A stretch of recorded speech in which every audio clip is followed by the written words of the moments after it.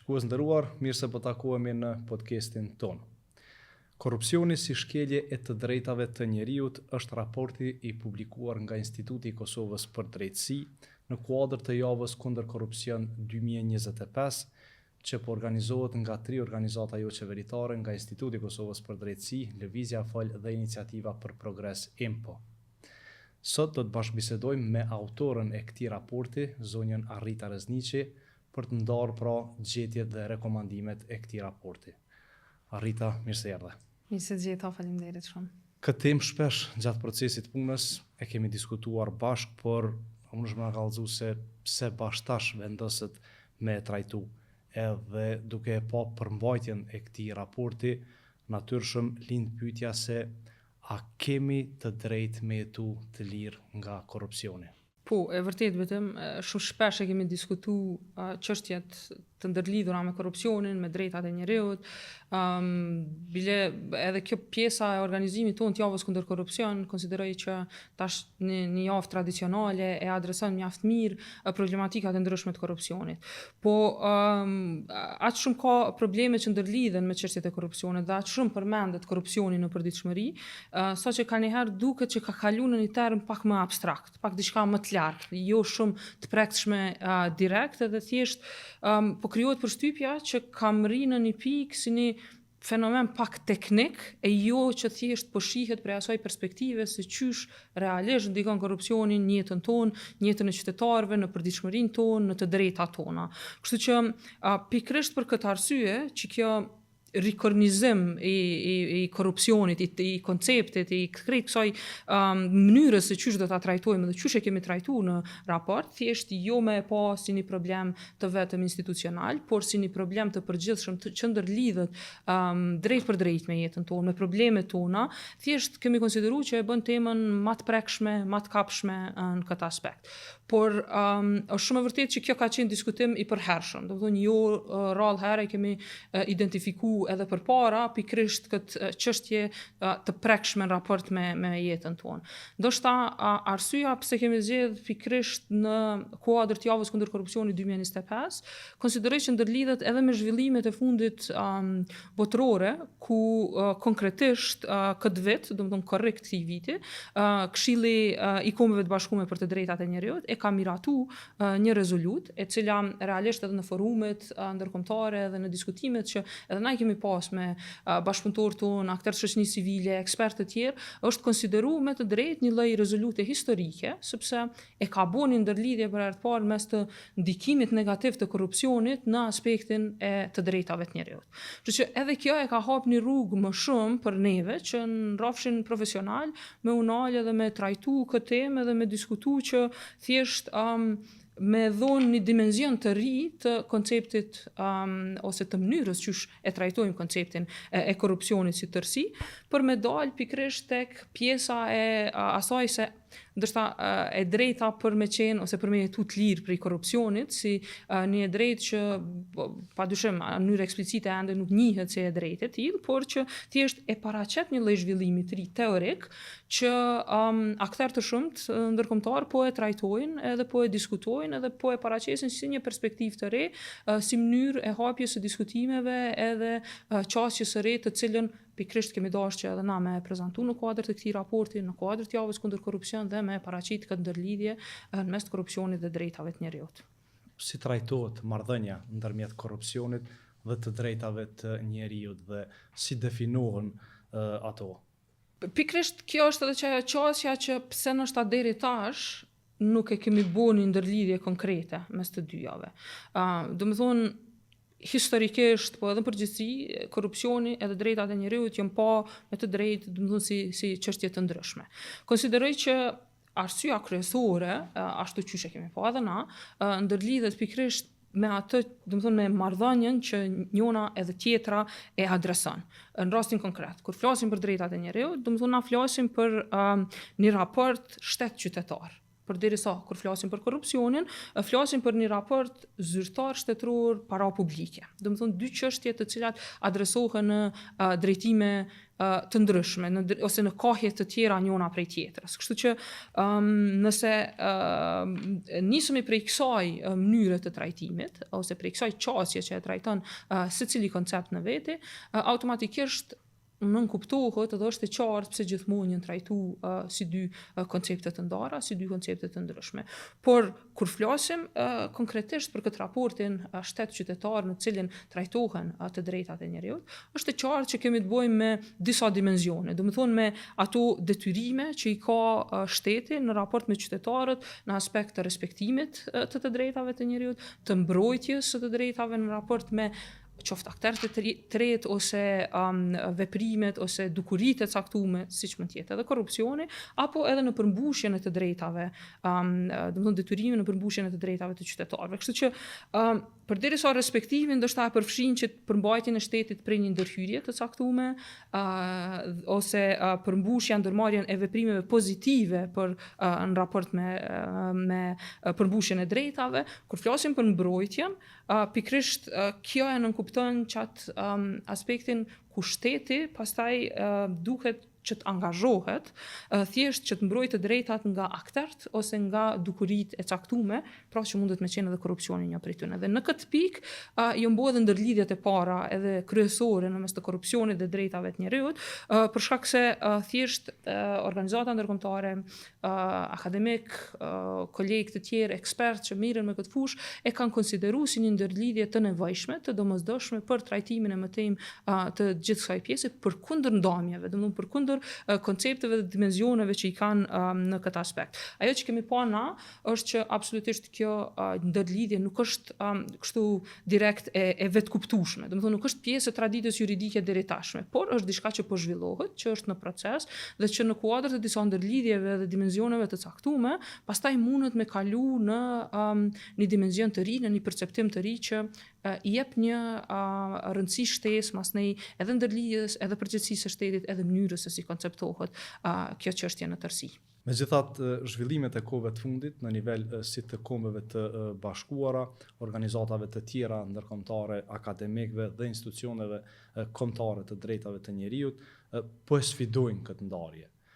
Çka janë risitë në këtë drejtim? Po, do të thonë pikrisht që ndamja mes korrupsionit dhe drejtave të njerëzit dhe që kjo ndërlidhja e njënës me tjetrën tash është qasja e re që është shumë e rëndësishme për me pas një vëmendje të shtuar. Në literaturë specializuar, ajo që e gjejmë është që thjesht korrupsioni pastaj konceptohet përmes një zinxhiri kështu shkakor, ku vlerësohet jo veç veprimi korruptiv, do të thonë që ndodh në vetvete, por mënyra specifike se çysh vjen deri te përhapja e tij. Dhe në këtë aspekt bëhet një ndamje e veçantë ku shkeljet konceptohen në tri forma të ndryshme. Në shkeljet e drejtë për drejta, ato të tërthërta, edhe shkeljet që njihen si një lloj shkelje në distancë. Kur flasim për shkeljet e drejtë për drejta, bëhet një lidhje direkte mes çatij veprimi korruptiv që ndodh me cënimin e të drejtave të njerëzit direkt. Do të thonë është një lidhje e drejtë për drejtë e menjëhershme, pak a shumë që ndodh aty për aty. Një shembull konkret që merret në literaturë është pikërisht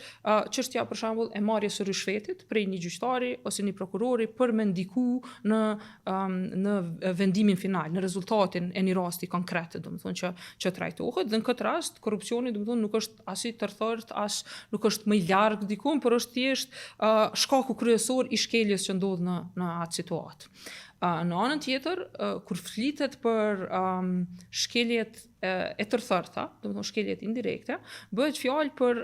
raste ku korrupsioni nuk e cënon direkt në mënyrë të tërthërtë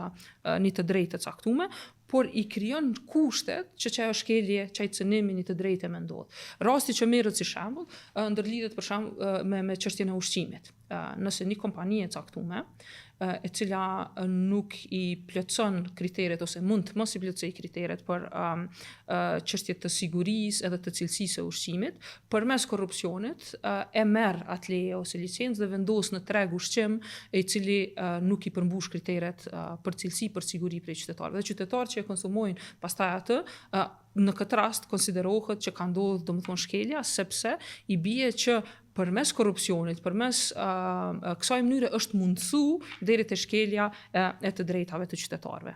Përderisa shkeljet që janë në distancë, të tretat, domethënë lloji i tretë që trajtohet në kuadër të literaturës, është pak më i largët, pak më thjesht më i veçantë në kuadër të këtyre trijave, për shkak se këtu konsiderohet korrupsioni si një prej disa faktorëve që bashk pastaj çojnë në një situatë të dëmshme, në një situatë ku cënohen të drejta specifike. Domethënë thjesht konsiderohet që korrupsioni vepron si një lloj katalizatori në këtë aspekt. Dhe shembulli që mirët lidhet me proceset zgjedhore. Domethënë nëse manipulimi i zgjedhjeve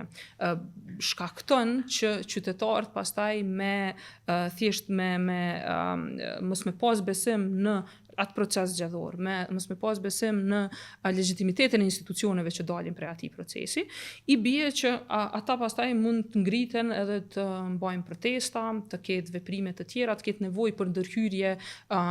prej institucioneve shtetërore dhe në këtë rast pastaj mund të vi deri te cënimi i të drejtës së tyre, domethënë për liri të tubimit pacor ose të vi deri te ndërhyrjet e dhunshme të sigurisë. Domethënë situatat e tilla shkojnë më larg, ku literatura i percepton si dimension ose si shkelje, domethënë në distancë, që korrupsioni si katalizator çon në krejt këtë situatë dhe bën që të shkeljen pastaj të drejtat e qytetarëve, qoftë në këtë rast domethënë përmes cënimit të drejtës për një tubim pacor ose për përdorim të disproporcional të forcës apo forma të tjera të cilat mund të trajtohen këtë aspekt. Por megjithatë, përkundër që i gjejmë domethënë këto lloje të shkeljeve ose këto ide të caktuara në literaturë, megjithatë ka edhe teori që nuk e përkrahin qartë as krejt këtë ndamje. Domethënë ajo pjesa atyre që e kundërshtojnë domethënë këtë ndamje të shkeljeve në 3 forma të caktuara, ndërlidhet kryesisht me faktin sepse thuhet që korrupsioni nuk duhet ose veprimet nuk duhet të ndërlidhen me pyetjen sa afër ose sa larg është çaj veprimi me cënimin e një të drejtë të caktuar. Por thjesht duhet me kqyr nëse shteti ka dështuar që me mbrojtë të drejtat e qytetarëve në një raport caktuar. Dhe nëse përgjigjja është po, atëherë i bie që përmes korrupsionit janë cënuar të drejtat e qytetarëve. Por nuk konsiderohet që duhet më shku, domethënë deri te një trajtim më i gjerë i asaj nëse është në çfarë forme thjesht ka mri me ndiku korrupsionin në të drejtat e qytetarëve. Dhe përgjithësi të dyja këto, domethënë balancimi të dy këto qasjeve, konsideroj që është shumë i rëndësishëm veçanti në shtetet ku thjesht korrupsioni është i përhapur, edhe ku qytetarët kanë pak ose domethënë kanë një mundësi jo aq reale për me ndiku drejt për drejt në procese vendimarrëse. Dhe kjo pastaj një qasje e tillë e vendos edhe përgjegjësinë e shtetit në një hap më lart, e vendos edhe çështjen e korrupsionit në një aspekt më serioz të trajtimit të përgjithshëm të tij. A janë të drejtat e njeriut mjet për luftimin e korrupsionit?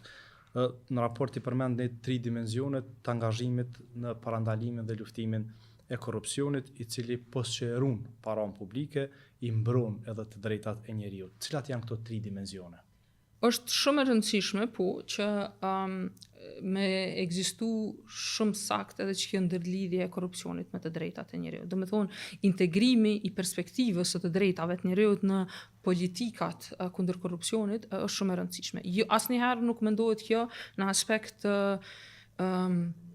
themi kështu të zëvendësimit të ndjekjes klasike penale, domethënë të korrupsionit. Jo, përkundrazi, thjesht si një qasje, si një integrim në një perspektive të re, përmes cilës zgjerohet, bëhet më efektive kjo luftë kundër korrupsionit. Realisht edhe Konventi i Kombeve të Bashkuara kundër korrupsionit, shkurt që e njohim si UNKAKU, kërkon prej shteteve ndër të tjera që thjesht me promovu transparencën, me promovu pjesëmarrjen publike, mbrojtjen e sinjalizuesve, kompenzimin për viktima, domethënë gjitha këto elemente që ndërlidhen në mënyrë të përgjithshme me aspektin e të drejtave të njerëzit. Kështu që instrumentet e ndryshme ndërkombëtare në përgjithësi e mundsojnë krijimin e kushteve reale për drejtësi, për barazi, e tash kur krejt qito e bëjmë bashkë në një ndërlidhje të caktuar me korrupsionin, kjo do të thotë se thjesht lufta kundër korrupsionit pastaj më nuk varet veç prej kapacitetit policisë, kapacitetit prokurorisë, por kalon edhe në një stad tjetër ku mbështetet edhe prej vetë qytetarëve, prej viktimave të korrupsionit, prej organizatave të shoqërisë civile, prej gjithëve domethënë së bashku, dhe nëse kjo logjik zgjerohet, aplikohet në tërësi si e tillë, thjesht ajo lufta kundër korrupsionit në nivel shtetëror institucional forcohet dhe rritet mundësia që rastet me u dokumentu më lehtë, me u trajtu edhe mos me mbet të pandëshkume në një nivel të fundit. Tash për sa i përket 3 dimensioneve që i përmende,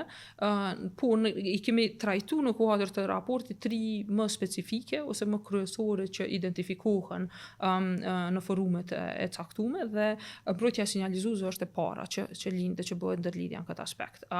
Thjesht mbrojtja e sinjalizuesve është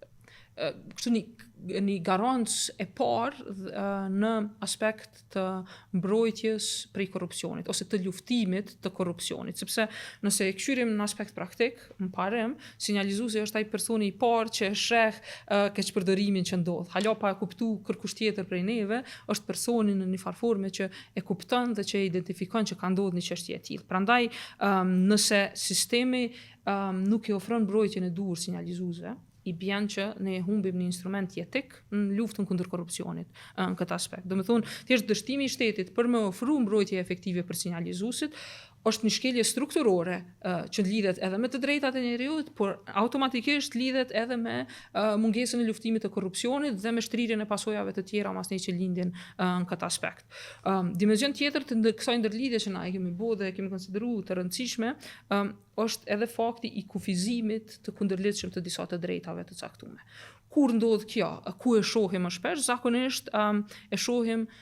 në atë formë që arsyetohet me çështje të sigurisë publike, me çështje të rujtjes ose mbrojtjes së interesit shtetëror, ku thjesht mënyra ose forma se si vjen deri te kufizimi paraqitet formalisht se e lehtëshme, por që në thelb thjesht është një metodë që përdoret për me reduktu hapësirën demokratike dhe në të njëjtën kohë me mundsu një farë korrupsionin në prapaskenë. Që do të thotë në momentin që kufizohen të drejta të caktuara, qoftë në aspekt të qasjes për shembull në dokumente publike, në informata, në punën e mediave apo shoqërisë civile, thjesht nuk është më si tërësi që shtrihet veç në rrafshin e shkeljes së të drejtave të njerëzit, por më tutje është edhe një formë e tërthërt e fshehjes së korrupsionit ose e mundësimit të korrupsionit. Domethënë, në këtë situatë, përveç që korrupsioni i shkel të drejtat e njerëzit, pastaj në të njëjtën kohë shkelja e të drejtave të njerëzit e fuqizon korrupsionin. Domethënë, është një farë rrethi vicioz që krijohet aty, edhe që thjesht nëse e analizojmë dhe e paraqesim si tërësi të përgjithshme, i bie që mbrojtja e drejtave të njerëzit përveç që është një vlerë kushtetuese, në të njëjtën kohë është edhe një instrument parandalues kundër korrupsionit. Dhe në dimensionin e tretë jemi marrë se e kemi trajtuar më specifikisht sundimin e ligjit, për një arsye shumë të rëndësishme, sepse na e dimë që thjesht kërkesa kryesore ose ajo që del prej sundimit ligjit është që autoritetet të veprojnë në përputhje me ligjin, që autoritetet ose në këtë rast ligjet të zbatohen në mënyrë komplet të paanshme, të parashikueshme dhe qytetarët krejt të kenë qasje të barabartë domethënë njëri me tjetrin. nëse ka korrupsion, automatikisht këtë këto shtylla rrezohen. Domethënë nuk ka një aspekt të qëndrueshëm të kësaj të këtyre parimeve kryesore të cilat vlen në kuadër të kërkesave të sundimit të ligjit. Domethënë thjesht me korrupsion nuk ka trajtim të barabartë. Automatikisht ka favorizim të individëve të caktuar, domethënë të cilët vijnë në pah për shkak të praktikave të caktuara korruptive, ka diskriminim, domethënë mes individëve në aspekte të ndryshme, qoftë ekonomik, individual ose në forma të tjera të caktuara dhe thjesht qytetarët jo vetë që dëmtohen mas nej prej vendimeve të padrejta, por automatikisht shkon si formë zinxhire dhe humbja e besimit në institucione që thjesht supozohet që t'i mbrojnë. Kështu që është shumë e rëndësishme, domethënë këto parime të sundimit të ligjit në raport të perceptimit të korrupsionit, sepse po e shohim që përmes korrupsionit të gjitha këto dëmtohen mas nej në vete si tërësi. A ka ndikim Bashkimi Evropian në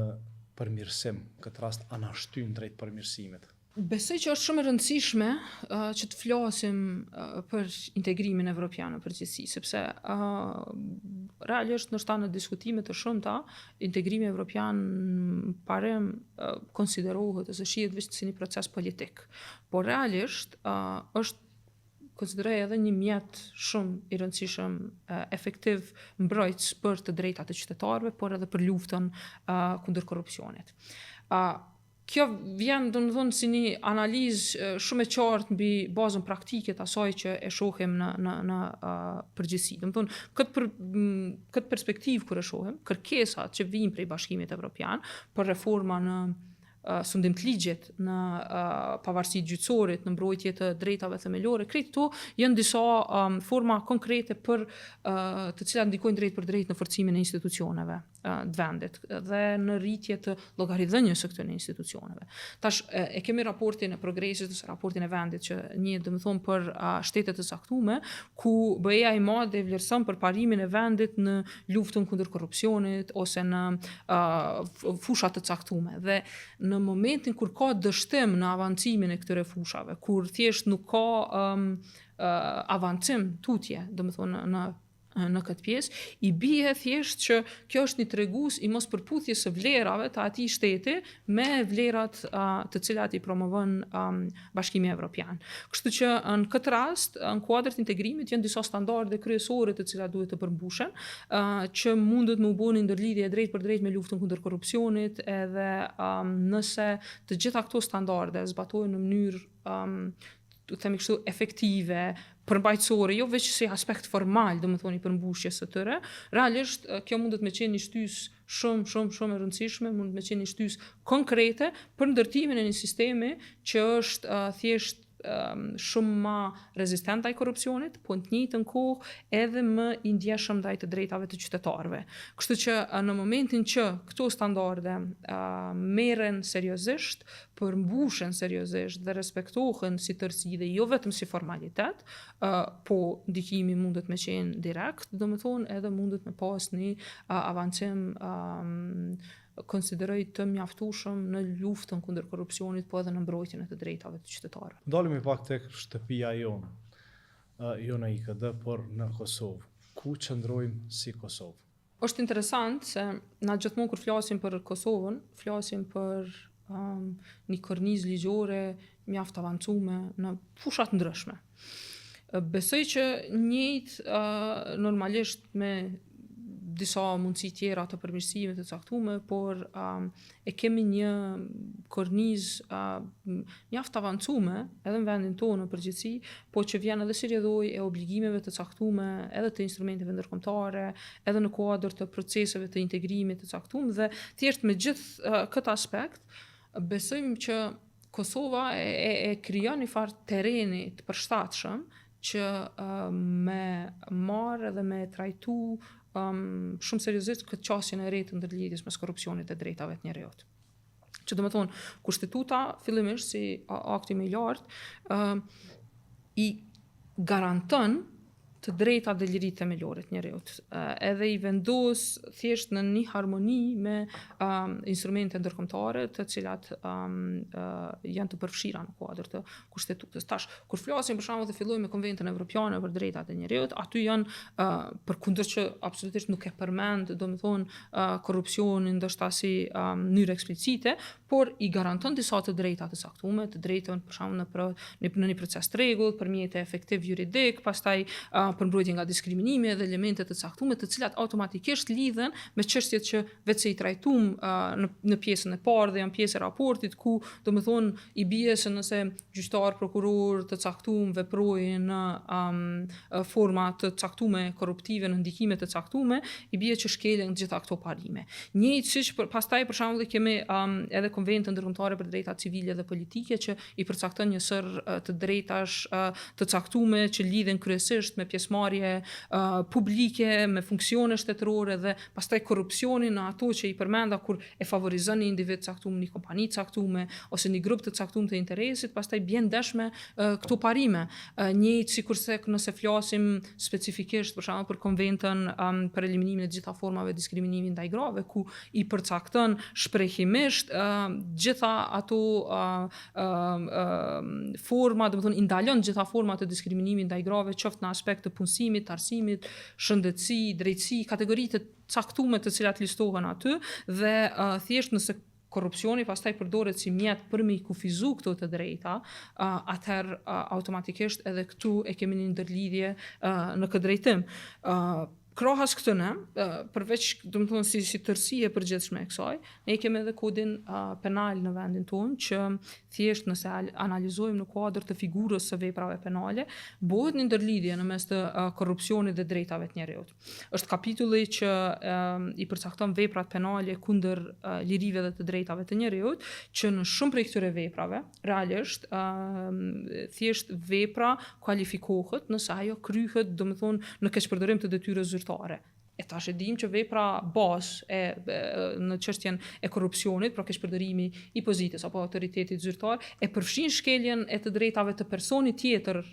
në rastin konkret si një prej elementeve të veprës penale. Kështu që edhe këtu ekziston një ndërlidhje specifike në kuadër të kornizës tonë ligjore, por që normalisht thjesht të gjitha këtu e bojnë si terren të përshtatshëm që në Kosovë me fillu dhe me trajtu më seriozisht këtë çështje të re që po ndiqet për të pa nëse realisht kjo është përgjigjja e duhur për luftën kundër korrupsionit dhe mbrojtjen e të drejtave të qytetarëve në një formë sa më efikase në aspekt të përgjithshëm, domethënë. Faleminderit shumë për këtë elaborim të raportit në mes të korrupsionit dhe të drejtave të njerëzit dhe ndërlidhjen e tyre. Çka janë rekomandimet e këtij raporti pra pas këtij diskutimi dhe ndërlidhjes në mes vete? E para, na kemi pa shumë të rëndësishme përgjithësi, ndonse jo drejt, sepse edhe raporti paraqitet vetë si një hap I parë I prezantimit të kësaj perspektive të re. Domethënë nuk e kemi si kërkesë strikte që të bëhet automatikisht në mënyrë të menjëhershme integrimi edhe ndërlidhja kështu se si po paraqitet, sepse janë hapa në për cilat duhet me kalu vlerësime edhe për me pa nëse realisht kjo është zgjidhja e dur, por është shumë e rëndësishme që të filloj të ngritet në nivel të diskutimit, të elaborimit të mëtejmë edhe të kuptohet qartë se ku realisht deri ku mund të shkojmë me përfshirjen e kësaj. Kështu që e para dhe shumë e rëndësishme në këtë aspekt është që gjatë hartimit të legjislacionit, veçanti domethënë kur ndërlidhim aspektet me korrupsionin, institucionet shtetërore me pas gjithmonë parasysh perspektivën ose qasjen e të drejtave të njerëzit në çdo politikë kundër korrupsionit që hartohet në kuadër të këtij legjislacioni. Pastaj në kuadër të kësaj qasje të re, edhe gjykatat mundin me luajt një rol shumë të rëndësishëm. Që domethënë konsiderojmë që thjesht gjykatat përmes kësaj qasje mos me I vlerësu veç elementet formale të veprimit korruptiv. Por në çdo rast, domethënë me pas edhe parasysh edhe ndikimin substancial që këto veprime I kanë në raport me të drejtat e qytetarëve automatikisht. Dhe në të njëjtën kohë kur flasim për gjykatat, është shumë e rëndësishme gjithashtu që me rastin e analizimit të qëllimit të dënimit me u marrë parasysh kjo qasje. Sepse aty përcaktohet qartazi në kod penal edhe te pjesa e qëllimit të dënimit dhe sidomos kur flasim për kompenzimin e viktimave, në këtë pjesë është një element shtesë ku duhet jepet një dimension pikërisht kësaj qasje në aspekt trajtimit të rasteve të korrupsionit. Përveç kësaj, mendojmë që me një qasje tillë arrihet një farforme që me pas edhe një fuqizim ose një rritje themi kështu më shumë të përgjegjësisë në disa mekanizma të caktuar kombëtar. Realisht flasim në mënyrë specifike për shembull për Agjencinë për Parandalimin e Korrupsionit dhe për institucionin e Avokatit Popullit. Që do të thotë APK-ja në këtë rast, përmes kësaj qasje e ka mundësinë që me shtri perspektivën e vet edhe në aspekt të drejtave të njerëzit. Siç edhe Avokati Popullit me shtri, domethënë perspektivën e vet në kuadër të fushës së korrupsionit. Për shembull institucioni i Avokatit Popullit përmes hetimeve të caktuara tematike që mundet me bëu, mundet me shqyrtu mënyrën se si korrupsioni ndikon në shkeljen e drejtave të njerëzit dhe pastaj APK-ja në bashkëpunim kështu prap me institucionin e Avokatit Popullit mund me zhvillu një kornizë konkrete, specializume për me analizu dhe me dokumentu rastet, domethënë të caktuara ku korrupsioni manifestohet si shkelje të drejtave të njerëzit, e veçanti në ato sfera ose fusha që janë me një rëndësi të veçantë, si për shembull shëndetësia, drejtësia, prokurimi publik edhe krejt këto. Kështu që kjo e kish bërë një ndërlidhje shumë të mirë në mes të punës së këtyre mekanizmave dhe i kish shtru sakt këtë dimension. Në anën tjetër e kemi vlerësuar shumë të rëndësishme realisht që edhe strategjia kundër korrupsionit dhe plani i veprimit me reflektu këtë qasje të re. Në radhë parë, konsiderojmë që duhet me pas strategjinë kundër korrupsionit sa më shpejt, sepse vetë se jemi jashtë çdo afati dhe jashtë çdo standardi për sa i përket mungesës së kësaj strategjie, por në momentin kur do ta kemi strategjinë kundër korrupsionit dhe planin e veprimit të saj, e shohim shumë të rëndësishme që me u pasqyru, pra me u reflektu kjo qasje e re edhe në këtë strategji, sepse në momentin kur thjesht na konsiderojmë që në momentin kur i përfshijmë në dokumente strategjike një qasje të tillë të rëndësishme, i bie që thjesht po orientojmë shtetin drejt standardeve më të larta. Po orientojmë shtetin drejt disa standardeve specifike të transparencës, së integritetit, të mbrojtjes së të drejtave të qytetarëve dhe thjesht e kemi një kërkesë specifike për mbrojtje efektive të këtyre të drejtave të qytetarëve dhe në veçanti në raport me korrupsionin se si do të mund të dikonte me cënu këto. Kështu që krejt këto veprime i kemi pasi shumë konkrete, specifike, po që kishin me mundësu integrimin e kësaj qasje të re, kësaj perspektive të re, pa dëmtu absolutisht qasjen klasike dhe të rëndësishme që është në luftën kundër korrupsionit, por thjesht duke ngrit në nivel më lartë luftën kundër korrupsionit, obligimin e shtetit dhe qasjen e përgjithshme strukturore të gjitha institucioneve dhe mekanizmave të caktuara. Dhe një koment tjetër, Rita, nëse shohim pra të ardhmen e cila mund ta bëjë një ndërlidhje dhe mund ta ketë secili qytetar këtë drejtë të garantuar, pra që korrupsioni mos t'ia shkel secilit. Nëse e marrim për bazë atë që raportohet në baza ditore dhe raportet e shumta për nivelin e korrupsionit në Kosovë, nëse kjo ndodh shumë shpejt, apo i vjen që për momentin janë duke na shkel shumë të drejtat, duke pasur pra një korrupsion si aktiv si pasiv në pothuajse të gjitha institucionet. Realisht komplet integrimi i kësaj qasje e mundson ndërlidhjen e drejt për drejt në këto situata, që i bie se në momentin kur shohim një aspekt të caktuar të shkeljes që ndikohet prej korrupsionit, normalisht se ngritet edhe në nivelin e shkeljes së të drejtave të njerëzit. Kështu që kjo ndërlidhje e caktuar, e tham në fillim që përveç që me respektim të drejtave e mundsojmë luftimin e korrupsionit, është shumë e rëndësishme të bëhet parasysh edhe kjo qasja tjetër që përmes korrupsionit po cënohen të drejta të caktuara. Dhe në këtë segment është shumë e rëndësishme mandej që me bo trajtimin edhe ndërlidhjen e qartë pikërisht prej anës së institucioneve shtetërore, në mënyrë që të gjitha me pas reflektimin e qartë, qasjen e duhur, sepse deri më tash e trajtojmë domethënë korrupsionin veç në raport të asaj që kemi të bëjmë me një situatë të caktuar, një procedurë të caktuar penale, por pa ushtrim më tutje në këtë aspekt. Që do të thotë se në momentin që e ndrojmë qasjen dhe institucionet fillojnë me pas një qasje të tillë në raport të trajtimit të kësaj, automatikisht do të na dalin në pahë edhe situata të tjera që ndërlidhen jo vetëm me procedurën penale drejt për drejt, por edhe me aspektet e tjera të mbrojtjes së të drejtave dhe lirive të qytetarëve të vendit tonë. Arita, faleminderit shumë për këtë prezantim të detajuar të raportit të kësaj qasje të re, pra, që në fakt është një risi tek ne që të shihet korrupsioni si një shkelje e të drejtave të njerëzit. Rekomandime shumë konkrete për cilat po besoj që të gjitha aktorët do t'i kemë parasysh edhe në të ardhmen. Faleminderit shumë Betim për këtë diskutim edhe mundësinë që me prezantu raportin në një formë të tillë. Besoj shumë që është e rëndësishme që të merren parasysh rekomandimet.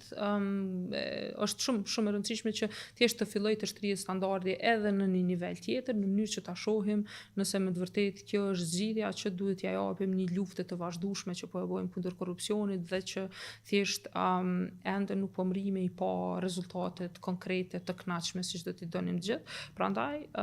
ngritja në një stad tjetër, besoj që mundet me qenë edhe një përgjigje konkrete për cilën bashkarisht me